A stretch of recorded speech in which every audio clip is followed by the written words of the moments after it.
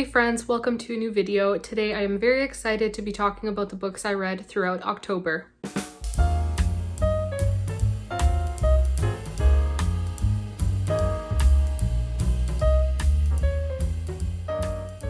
I did read some awesome books in October and I'm very excited to talk about them and all the books I read, and I also participated in Anne-tober and Victober, so I'm very excited to talk about the books I read for the different prompts. I had a few buddy reads going, and just all in all it was a great reading month, and I'd love to hear how October went for you as well, so please do let me know. Before I talk about the individual books, I do just want to go over the readathons that I participated in, and I'll just quickly mention the books I read for whichever prompt I fulfilled. I'll first mention Anne-tober, which was hosted by Shatona Havoc, and I believe her daughter as well, and I'll have their channels linked below. And I'll have the bingo board that was used for this readathon as well, and I didn't manage to fulfill every prompt, but I did dip my toes into this readathon and had a lot of fun with some of the prompts. And the first one that I did fulfill is Call Me Anne with an E, a book starting with the letter E, and for that I read Emily of New Moon by Ella Montgomery. I also used this book for Kindred Spirits. If you liked blank, you would like blank. So I kind of took it as if you like Anne of Green Gables, you would like this book. Just my opinion. And this book also worked for the third prompt. It was A Romantic Way to Perish. Someone dies, as at the beginning of the book,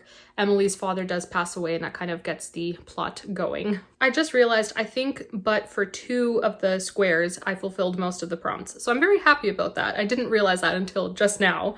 But the next one is I Love a Book That Makes Me Cry, a tearjerker, and Ruth by Elizabeth Gaskell definitely fit the bill for that. This one did make me cry. Then we have the free square, I'm So Glad We Live in a World with Anne-tobers, and I guess you could count any of the books that I read for this. Then we have Graveyard of Buried Hopes, a spooky book. For this one, a few of the books I read this month count, but I officially counted Man of Shadow and Mist by Michelle Greep. This next one, which is No Mistakes, A Character Gets a Fresh Start. I didn't really think I read a book where that's really a prominent theme, but I guess it makes sense for Finding Lady Enderly by Joanna Davidson Politano. As the main character, she kind of follows the trope of from rags to riches, and so I feel like that's kind of a fresh start, going from being very, very poor to someone of means in a way. So I guess this one does count. Then we have When Your Imaginations Come True, sci-fi or fantasy. I did not read either sci-fi or fantasy this month. And then the last one, Life is Worth Living as Long as There's a Laugh in It. And that one is a comedy, and I don't think any of the books I read really fit the comedy genre. So those are the only 2 that I really didn't get to. But overall, I think it was a very successful Anne-tober, and thank you again to Shatona for hosting it. And I hope it happens again next year because it was very fun. I'll quickly mention the prompts for Victober as well, which is the other readathon I participated in.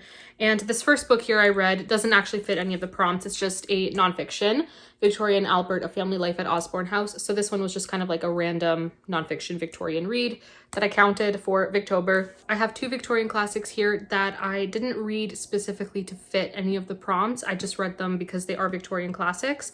And the first one is Ruth by Elizabeth Gaskell, and then we also have The Return of the Native by Thomas Hardy. So these, I didn't specifically read them for the prompts. I do have 3 books here though that I did use to fulfill the prompts, and the first one was Katie's, which was to read a piece of Victorian New Women fiction, and for that I read The Odd Women by George Gissing. And this one also fit Marissa's challenge, which was to read a Victorian work by an author that is new to you. So this one covered those 2 prompts. We also had Kate's challenge, which was to read a Victorian work featuring a stranger or outsider, and then Petra's challenge, read a Victorian first-person narrative, and I read The Law and the Lady to fit both of those prompts. This one is by Wilkie Collins. And then the final prompt, which was Roz's challenge, which is read a Victorian work in which class features strongly, and for that I read Framley Parsonage by Anthony Trollope. I'll now talk about the books individually. I did want to quickly mention a few DNFs, and I will be very brief. The first one is If We Were Villains by M.L. Rio. This one was basically a book that I wanted to read because it was pitched as like The Secret History, and I personally really enjoyed The Secret History. Maybe enjoyed isn't the right word. It's quite an intense book, but I was hoping it would kind of evoke the same feelings that The Secret History did.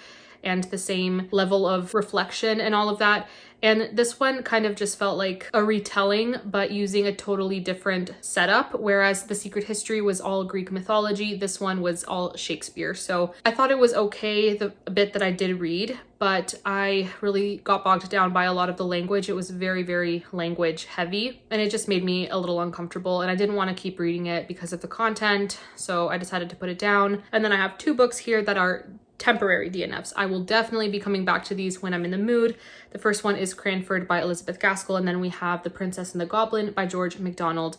These I tried to read for Victober. It's just a case of I wasn't in the mood for them, but I will read them at some point. I feel like I'll probably take quite a bit of time to talk about the Victober reads, so I'm going to start with the non-Victober reads and try to be more brief about my thoughts on these books, because I tend to ramble. You all know that. So let's start off with a middle grade that I read, and that is All of a Kind Family by Sydney Taylor. This one I gave 4 stars. It was a very sweet story set in the early 20th century, the early 1910s, so right before the Great War, and it's about a Jewish family living in New York, and it's basically autobiographical. So the author, Sydney Taylor, it's a pen name, her name was Sarah, and she wrote about her childhood and her life as a young Jewish girl in New York at the time. And it's just very reminiscent of stories like Little House on the Prairie and books that are all about family life in various settings. And it was very, very sweet, and a book I think I would have really, really loved as a kid. And I'm very, very intrigued by the next books in the series, as there are more. So I thought it was adorable. I thought it was very precious, and I am excited to see what I think of the next ones. I ended up rereading Emily of New Moon. This was my second time reading it, and I wanted to read it again because I haven't read books 2 and 3 yet, but I wanted a refresher before I move on to the next 2 books in the trilogy. And this one, I initially gave it 5 stars when I first read it, and this time I would say it's more of a 4-star read. I still very much liked it, and honestly, I don't even really like star ratings. They don't allow for how nuanced my feelings towards books are, and you know, it can change day by day. But anyways, at the time that I rated this, I gave it 4 stars. I very, very much enjoyed this book. It's just not quite to Anne's level, and other books like The Blue Castle by Ella Montgomery, those are my favorites. And even though I think Emily as a character is absolutely fascinating and so relatable, and reminds me a lot of me at her age, and I truly felt for her, I just think the story and the pacing and all of that kind of dragged a little bit for me. So it is a 4-star read, and I am a little nervous for the second and third book just because of Dean, and that's all I'm gonna say. But if you've read the second and third book, you probably know what I'm talking about, and I don't know how much I will enjoy them, but I will give them a try and we shall see. But 4 stars. I think Ella Montgomery is incredible. She is one of my favorite authors of all time. I'm so, so glad that I reread this. I also buddy read a cozy mystery with my lovely friend Amanda from Book Lover Amanda and one of our friends, Lindsay. And this is the 3rd book in the Cider Shop Mystery series, and that is Cider Shop Rules by Julie Ann Lindsay. This is sadly the 3rd and final book in this series, and I say sadly because the series has been such a fun ride, and the way this ended leaves room for more. It does come to a close very nicely and things are resolved, but there is definitely room for furthering the story and an overarching plot. So I'm really sad. And in this one, we have a farmer who owns a pumpkin farm basically, and he has all the fall things going on. It's like a fall festival, and he's found dead. And so our main character, Winnie, who owns this cider shop, she basically gets involved in it because she gets involved in everything. She got involved in the first murder in the first book and the second one. It's usually how cozy mysteries go. Nothing too deep, but just a lot of fun. This one I gave 4 stars. I didn't give it 5 stars like the first one. And it's honestly just because the first one for me, like nothing beats it. It's my absolute favorite, apple cider slaying. But in this one, we have a love triangle. And even though that's something I don't normally like, I actually didn't mind it so much in this one. I don't think it was over the top. It felt fitting for the story itself. But yeah, I'm just so sad it's over, and I am definitely going to reread this series at some point. It was a lot of fun, and just so autumnal and festive and just the best. I also read The Silent Companions by Laura Purcell and initially gave this 4.5 stars, rounded it up to 5 on Goodreads, but I've since removed my rating just because of my personal convictions with some of the tropes used in it, I guess. It is tagged as horror, and I am very wary of horror books just for my personal preference, my personal convictions and what I can handle. And while I was reading this book, I was just enamored. I couldn't put it down. It was so atmospheric and beautifully written and such a great story. But once I had finished it and I kind of reflected on the story itself, I just didn't feel comfortable recommending it necessarily. I have absolutely nothing against people who did read this book and did enjoy it. I think it's a phenomenal book, and I think Laura Purcell is so talented. It's just me personally, because of some of the tropes, and I feel like it is a spoiler to discuss what those were. I have read books with ghost stories, and I'm personally okay with that, and I, would have had no issue if that was kind of the gist of the story, but just certain things towards the end of the book I just was very uncomfortable with. So this one is about Elsie, who is pregnant, and it's set in the 1800s, and we have also a dual timeline thing going on with the 1600s, but Elsie is pregnant and widowed, and she moves to her husband's country estate that is basically crumbling, and she just finds the staff there and just the house in general to be very, very creepy, and very creepy things start happening with these wooden, they're kind of like dolls, but they're not dolls, they're just these wooden paintings, I guess, like in the shape of people. And I'm not gonna say anything else, but there's just a lot, and there are themes of trauma and childhood trauma especially. And I think the way the author dealt with those were, it was really well done, but just some of the like paranormal elements I personally was uncomfortable with. So even though it was a great book and, objectively I think it's amazing, I just don't want to keep talking about it on my channel. So I've since removed my rating, but great book for sure. We also have The Viscount and the Vicar's Daughter by Mimi Matthews, and this one I gave 3 stars. I liked it. I thought it was cute. It was a little bit too out there for me in terms of the tension, the sexual tension. It was a little too not proper for a book that I was expecting to be very, squeaky clean. And it's kind of ironic because the publisher is Perfectly Proper Press, and I was just expecting it to be very, very proper, in the same vein as Holiday by Gaslight, which I absolutely adored by this author. But this one is a short book. It's just over 200 pages, and it's about a girl named Valentine, and she works as a lady's companion for this woman who is not the greatest of women. She lives a life of debauchery, basically. And then Valentine meets a man who is a Viscount, and he is also not the greatest of people. He has a reputation for being a rake, and he has lived his life basically just gambling and sleeping around, and he's just not the greatest of people, but sparks fly, and that's basically the story. We have some secrets from the past that pop up, and it is a fun book. I really enjoyed it. I think the characters are fun, and I think Mimi Matthews is an amazing writer, and I want to read everything she's written. She is truly, truly such a good writer, and she just captures my attention. Like, I'm not bored reading her books, but in this one, I just wasn't the biggest fan of the characters and the storyline. And I think it's also because of the length of the book. There just wasn't as much page time for the greatest development and depth to the characters, but I do wish there was more at the same time. So I gave it 3 stars. Like I said, I liked it, but I do wish it was a little more proper, if you will, just for my personal taste, but a very fun time. This next book I also gave 3 stars, and I'm honestly so sad. I went into it expecting it to be a total hit, and it could have been. The bare bones of the book, like the skeleton of the book, and just the elements and everything that worked together to create the story individually are things that I like, but cohesively there was just something missing, and that is Finding Lady Enderly by Joanna Davidson Politano. I am going to start off with what I absolutely loved about this book. The author's writing, she creates a magical atmosphere. It's very, very intriguing. I love the dialogue between the characters. The plot was very propulsive, like there was no pacing issues for me personally. I thought it was just very well written, and I was definitely invested. The issue though is the plot, the premise of the story, you really have to suspend belief for it to work. The thing is, with a lot of books, you have to suspend belief for a lot of things to work. That's kind of how stories are. They're not real, it's not reality, but I think some readers prefer a little more realism, and especially if it's not like a fantasy. But I feel like, and I mentioned this to a friend on Goodreads, and we were kind of, agreeing that Joanna Davidson Politano would be such a good writer of like magical realism, historical fiction, just with like a touch of the whimsy. I don't know exactly what to call it, but she's a great writer. Just this story in and of itself didn't really make sense to me. And the reason being, the main character, she starts off as a rag woman in London, and she's very, very poor. And then out of nowhere, this man appears and offers her this opportunity to be a countess and to pretend to be a countess.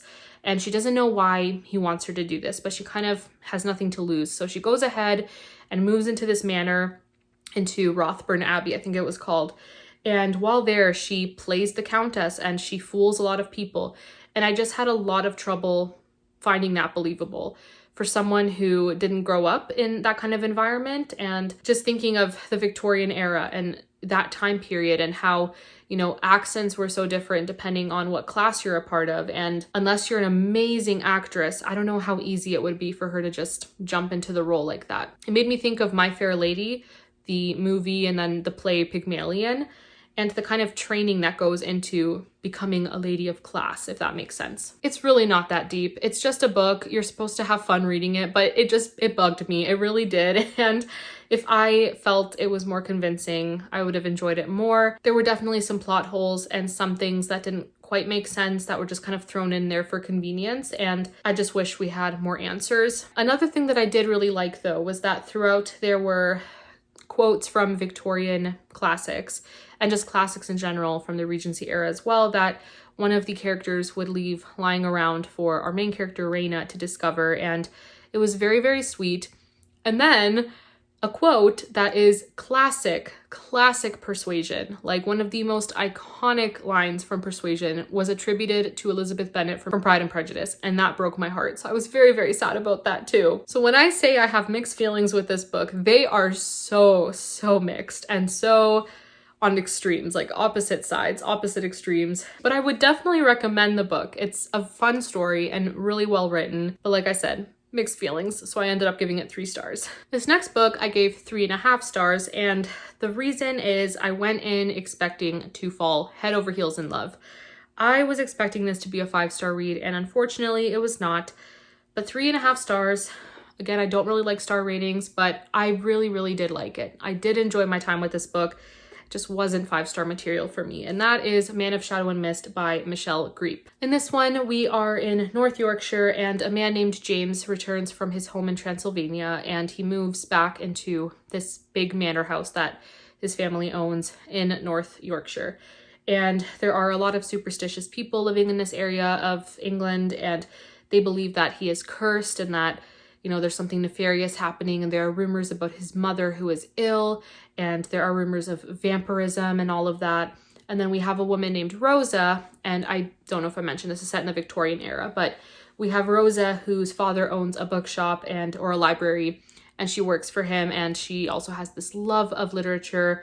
And she meets James and basically tries to help him in his predicament and tries to help convince the local villagers that James is just an ordinary guy and that there's nothing nefarious going on in his house. He avoids sunlight at all costs, so he stays in his house basically during the day and then comes out at night, and it just feeds into the superstition that a lot of people have. But people don't realize that his mother is actually dying of a disease and he's trying to save her. So this is Christian historical fiction, Christian historical romance, and it was quite heavy on the romantic subplot. It was not really a subplot. It was made like a huge part of the story. It was the romance. The Dracula vibes, though, were chef's kiss. Absolutely beautiful. I loved the atmosphere. I loved the writing. The appearance of a certain Gothic author was just the perfect cherry on top. I think I was also expecting James as a character to give off more intense vibes, more creepy, Gothic male vibes. I don't know, maybe more like Maxim de Winter from Rebecca, maybe even Heathcliff, like just a little bit more of that brooding intensity. And he was just sad and trying to save his mother's life, which, I totally understand that, but I don't know. I think I just went in expecting something that this book really wasn't giving, and that's my fault. It's a great book. Michelle Griepe is a great writer, and I did overall enjoy this. And if you do enjoy Dracula, this is a great story. Just be aware there is a lot of romance. All in all, a great book. Would recommend. All right, so moving on to the books that I read for Victober. I will be talking about them in order from my least favorite Victober read up until my favorite, so we can end on a very positive note.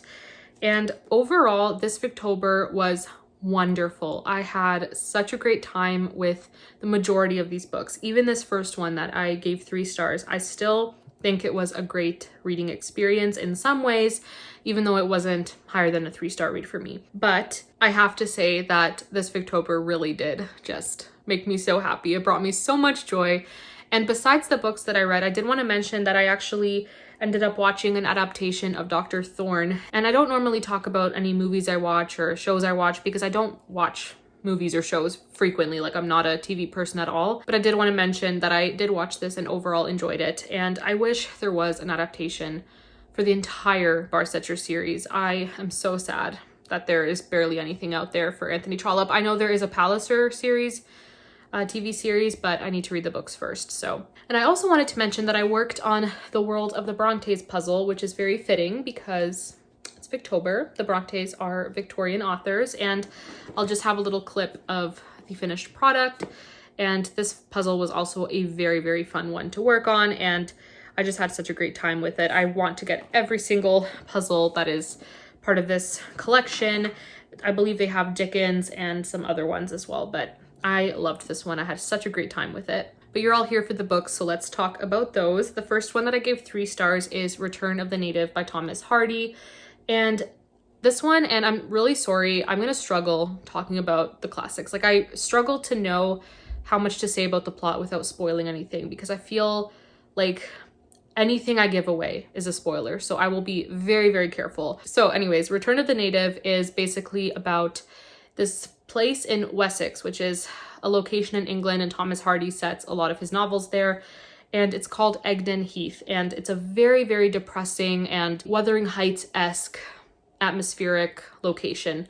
And we have this group of people there, and the whole story basically revolves around a woman named Eustacia and basically her relationship with a man named Wildeve, and then we have a man named Clem, and then we have another girl named Thomasin, and it's basically a love pentagon. I would say the central figures, though, are Eustacia and Clem Yeobright, and their whole story is wild. This book somewhat reminded me of Wuthering Heights, just in the sense that there's a lot of characters making decisions that just lead to self-destruction, and just a lot of really, really awful consequences because they can't make good decisions. And then the presence of this setting, like the setting becomes like a character, and that's kind of like Wuthering Heights too. I think this book just really shows how people have ridiculous expectations of other people and of their relationships, and how so many people just expect things to be handed to them, and they just expect their lives to go exactly the way that their dreams dictate, and it's just a mess of a story. I don't really have much else to say about this book other than I thought it was, a journey. It was enjoyable in some ways to read. It is interesting to see how Hardy tells these stories.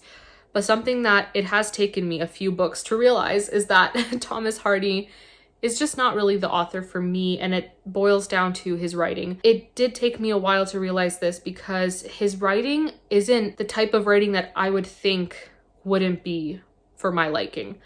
I like nature descriptions. I like descriptive writing. I like atmosphere. I don't mind a depressing story. So I still don't know why he just doesn't really work for me, but he just doesn't. I don't know. I'm going to try Tess of the D'Urbervilles, but for some reason, the books I've read by Thomas Hardy just haven't really done it for me. So I've read Return of the Native. I've read The Mayor of Casterbridge, Jude the Obscure, which I detested.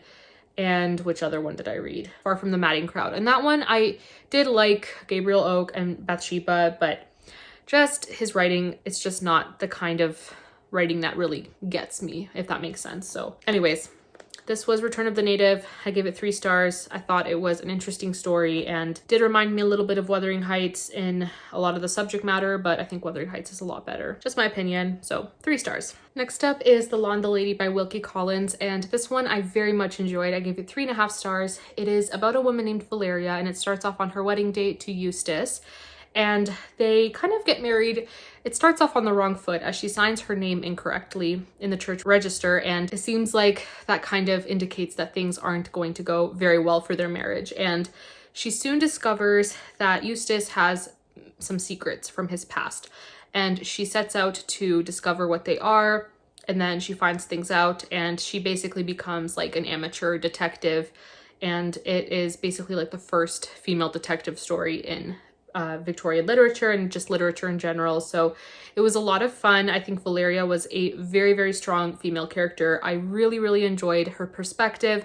This is a first person story, so it was just interesting getting inside of her head and kind of seeing things from her perspective. I loved seeing her relationship with Eustace as well, and just as she was discovering things, their relationship continued to develop, and I just think it was done very, very well. I absolutely love Wilkie Collins' writing style. He is so propulsive and so easy to read. Like, he's one of the easiest authors to get into if you've never read Victorian literature.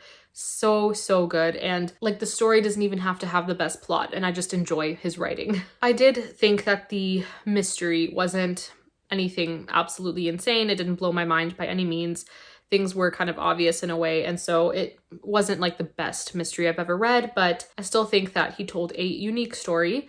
And another thing that I didn't really like, and I did know it was coming, I was aware that there was a character who has a disability basically, and the way that it's represented is not the greatest, and so I was expecting that, but it really just threw me for a loop. I was not the biggest fan of the way he was written, and just as a character as well, he was deplorable. I did not like him as a character, so it was just a very interesting experience reading his character and seeing him on page, and yeah, I just wasn't the biggest fan of that. But I just loved how Valeria just went on this journey of trying to discover what on earth is going on, what she felt she needed to know, and she just continued to love her husband, and it was a very beautiful story. So I'm very glad that I read this, and I can't wait to read more Wilkie Collins. I also read The Odd Women by George Gissing, and this one didn't even really feel Victorian. It was written in the 1890s, and it just felt so modern for the Victorian era. And this is just a side note, why I love reading books set in the Victorian era. You see how things change over the decades, and it's just so incredible. But this one, like I said, is set in the 1890s. And basically it looks like the author was trying to tell a story of how women struggled at the time because it seems like their only options in life were to get married. And if you didn't get married, you were kind of at a loss for what to do with your life because the only jobs that were respectable weren't the best paying jobs. And so we have a few different female main characters in this book. Some of them, they work and they refuse to get married. They are very much against marriage. And then we have one woman who decides to get married, and it's just a really interesting look at the consequences of the decision to get married versus the decision to just be single for the rest of your life and be self-reliant, and just how people perceive women depending on the choices they make. The 2 unmarried women in this book, Rhoda and Mary, they are very interesting characters, and they're very staunchly against marriage, and they're all for female independence basically. They're definitely proto-feminists. And in the story, Rhoda is enticed into a relationship, and that kind of throws her entire perspective on relationships up in the air, and she has to deal with that. And then we have a woman named Monica who she decides to get married, and there are huge consequences for this. And the man that she marries is an awful human being. Anytime he was on the page, I wanted to punch him in the face. He was terrible. And so I initially wasn't sure what to rate this. I think that the author was very clear in his ideas and what he was trying to say. And I don't know necessarily how my own feelings align with his, but just as a reading experience, I was just so invested in the characters' stories, in their lives, in wanting to know what they would do next. And even though I disagree with a lot of the characters' choices, just personally, I think there is a lot to be said about a lot of what women had to go through at the time and still have to go through. And I just think that George Gissing was very fair in the way that he portrayed everything in this book. The characterization was phenomenal, and I'm very, very intrigued to read more of George Gissing. I think he is a very talented author. Just talking a little bit about the characters, I think Rhoda was so well characterized as well.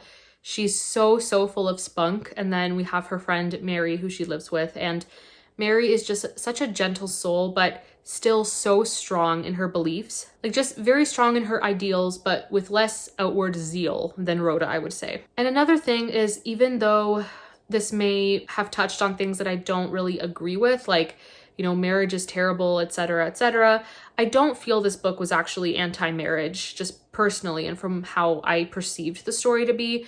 I don't think it was anti-marriage at all. I just think it's critical of how people can fall victim in, you know, terrible toxic relationships. There is also a couple in the story, and they're definitely side characters. You don't see them very often, but they have a very, very healthy, positive marriage. I don't know if the author put them in there or if the publishers wanted that couple in there, just something to show that not all marriages are terrible. So it was nice to see that there was a couple in this story that truly loved each other and had a very good relationship. So this book really captured my interest. I couldn't put it down. I would definitely recommend. The next book I gave 4.5 stars, and that is Victoria and Albert, A Family Life at Osborne House by Her Royal Highness the Duchess of York with Benita Stoney. And this one, like I said, I gave 4.5 stars. It was such a good nonfiction story, and I'll try to show some pictures. I'll probably insert a little clip of some of the inside illustrations and everything. But this one was so good.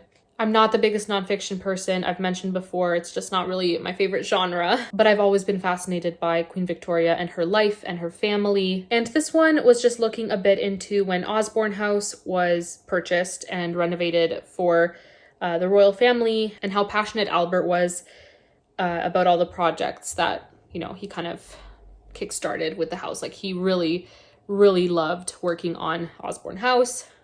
I really enjoyed reading about Victoria and Albert's love for each other, and obviously their children as well. Even though they may not have been, you know, the golden standard of parenting, they still loved their children 100%. There's actually a section in here where it talks about how Queen Victoria really enjoyed Jane Eyre and how she read it at night and would get really creeped out. And I just thought that was so funny. There's just one little blurb that I want to read here. And anytime I go like this, it's Queen Victoria's own words from her diary. So it says, after reading Charlotte Bronte's melancholy, clever, and interesting tale of Jane Eyre, the Queen went to bed late, quite creepy, from the awful account of what happened the night before the marriage, which was interrupted in the church.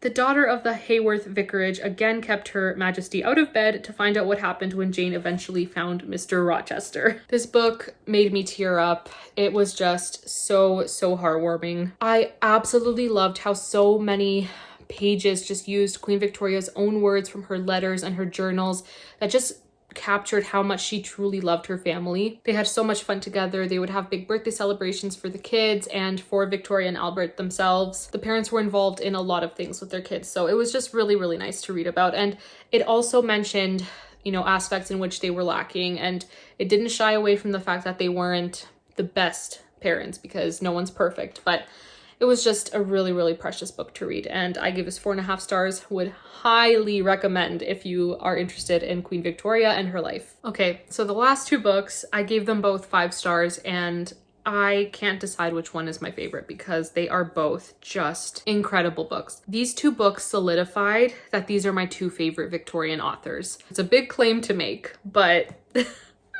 I love these books so much. I love these authors so much, and I think I've read enough-ish, maybe, by them to know that their writing is my kind of writing. It's the type of writing that I love. Their characterization, their way with words, their way with stories. These are my 2 favorite Victorian authors. And I'm talking about Ruth by Elizabeth Gaskell and Framley Parsonage by Anthony Trollope. Elizabeth Gaskell and Anthony Trollope are it. They are the top 2. They are the top 2 for me. Oh my gosh. And I cannot decide which one was my favorite of the month because they are both 5 stars. Incredible. Absolutely obsessed. Let's first start off with Framley Parsonage by Anthony Trollope. And I actually like how the back summary describes the plot. I think it doesn't really spoil anything. It summarizes the book really nicely. It says, "The Reverend Mark Robarts makes a mistake. Drawn into a social set at odds with his clerical responsibilities, he guarantees the debts of an unscrupulous member of Parliament. He stands to lose his reputation, and his family, future, and home are all in peril. His patroness, the proud and demanding Lady Lufton, is offended, and the romantic hopes of Mark's sister Lucy are in jeopardy. Pride and ambition are set against love and integrity in a novel that has remained one of Trollope's most popular stories." And so Mark, like the summary says, he makes this terrible financial decision that has a lot of consequences, and his sister Lucy, who basically has a thing with Mark's best friend, Lord Lufton. You know, there was a lot of potential there, but that's affected, and there's just a lot of things that kind of go wrong because of his decision. Part of enjoying this book is just seeing how everything unfolds and not knowing too much going in, not really knowing who the characters are, and just letting this book take you on the journey that it is. And I knew nothing about the plot going into it, so besides what I just said, you shouldn't really know anything else. It is one of those books that you just have to go in and expect a journey and expect a beautiful romance, and oh my gosh, my heart, it was just so good. I absolutely loved Mark's relationship with his wife Fanny. I love how their marriage was portrayed in this book. I love Lady Lufton. She was hilarious, a very good woman, like a very good, upright, great woman, and just someone that I could respect, and just such a good person and a good mother, maybe a little too doting on her son, Ludovic, just obsessed with her son, and it's kind of hilarious. But yeah, Lord Lufton, Ludovic Lufton, he was also a very entertaining character. Lucy was one of my favorites, hands down. So much personality and spunk and independence and intelligence and wisdom and compassion, like such a beautiful character, especially when she decides to take care of a very sick woman, this clergyman's wife who is very, very ill with typhus, and Lucy basically risks her own health to take care of her. And it was just so beautiful to see. Said clergyman's wife, she was also a very sweet woman, and her husband, Mr. Crawley, was such a complex character, and I loved seeing him as well. And I believe he will be in the final book in the series, so I'm very excited to see his character again. But I just cannot gush about Lucy's character enough. She has so much gumption, and I loved her. And then we get so many of the older Barsetshire characters coming back. We have the Proudies, we have Frank and Mary, we have Dr. Thorne, we have the Grantleys, and oh my gosh, it was just such a good book, and I'm so in love with it, and I can see why it's so many people's favorite. There is a subplot involving Dr. Thorne, so if you haven't read Dr. Thorne, you need to read that book and then read this one. And oh my gosh, the way that Dr. Thorne's story kind of evolves in this book, even though it is very much a subplot and you don't see him too often, but the way it comes to an end is just... it just made my heart so happy. And this one had a lot of really great themes of love and class divide and pride and all of that. And it was just so good. And I love Anthony Trollope, and I want to finish this series and read everything he's written. I was obsessed. And yeah, this is a huge 5 stars. I loved it so much. And then finally, we have Ruth by Elizabeth Gaskell, and this one has a very different ambience to it than Framley Parsonage. Framley Parsonage was very different. This one is, you know, a tearjerker. It is so, so sad, but it was incredible. So I have now read North and South and Mary Barton, and this is my 3rd Elizabeth Gaskell, and I think I can certainly say she is a favorite. This was just amazing. This one I've heard compared to Tess of the D'Urbervilles in that it is about the fallen woman. I haven't read Tess yet, and I've heard that this book deals with that trope very differently than Tess. So I'm really curious to see and compare the two. But I personally really, really appreciated what Elizabeth Gaskell did with this book, especially after reading the introduction. And I have like one little tab here. I don't annotate my books, but there was just one little area of the introduction that discussed a actual situation that Elizabeth Gaskell dealt with, and she actually had Charles Dickens that she was corresponding with about a woman who was basically in a similar situation as the main character in this story. And so just seeing the parallels between the real life situation that Elizabeth Gaskell was dealing with Charles Dickens and the story itself, I think that this woman, this author, had so much compassion in her and so much to criticize about the way that society treats the fallen woman and all of that. So just also thinking about the Victorian era and how people would have been perceived at that time, and honestly how people are still perceived a lot of the time, when depending on like the communities they live in and things like that. But this was just incredible. So it starts off with Ruth, who is a teenager, and she's working as a seamstress. She's an orphan, and the book opens up on a very cold and atmospheric winter night. And before I kind of continue talking about the plot, I did want to quickly mention the way that this story opened with Ruth just looking out of her window, and it's a cold January night. It honestly reminded me a little bit of Anne from Anne of Green Gables, just her connection to nature and her connection to the weather patterns. It was very interesting to read in this book. Ruth as a character, she found beauty in the cold, dismal January night. There's actually a quote I wanted to share, and so it's one of the girls that Ruth works with and lives with in this seamstress in her house, and it says, "She put her arm around Ruth's neck and stood by her, glad that the orphan apprentice who was not yet inured to the hardship of a dressmaker's workroom should find so much to give her pleasure in such a common occurrence as a frosty night." And so through her work as a seamstress, she encounters this man named Bellingham, and he is a sleazeball. Bellingham ends up seducing Ruth, and she is left pregnant and abandoned, and it's just so tragic until she is basically discovered by a man. He is a minister, and he is part of the dissenting group of people who are kind of like against the Church of England. And he and his sister take Ruth in and care for her. And even though his sister, she kind of, struggles with some judgment for Ruth's situation, even though it's not Ruth's fault. She's definitely a victim.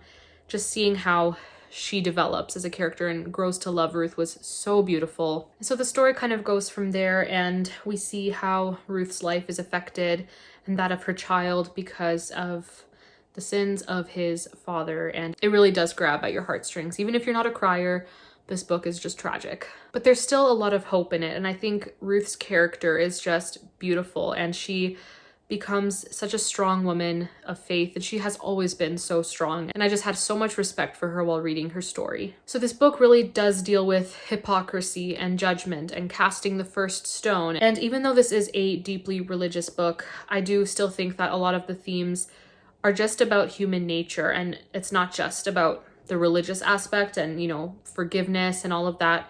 I do think that it's truly about how depraved humans are and how people are still, victim blamed, and that has always been a thing. And even the good people in this story, the dissenting minister and his sister, they're not the most morally upright people. And a lot of what they do for Ruth, they have to lie, and she kind of has to live a lie to be protected and all of that. And so they're dealing with their own thoughts on, whether that's okay. And it's so complex and so interesting. And the minister, Thurston, that's his name, Thurston Benson, and his sister, Faith.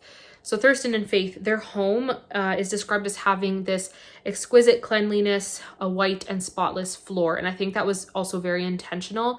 It's like this area of just sinlessness in a way. And so even though the story is quite bleak at times and tragic, there is definitely a lightness to it at times as well. And a lot of that is due to the wonderful Sally, who is a maid that works in the Benson's home. And she is absolutely hilarious. And she just brought such a fun touch to the story. And I loved her character so much. I think the ending was incredible. I'm not going to say anything about it, but this book was just amazing.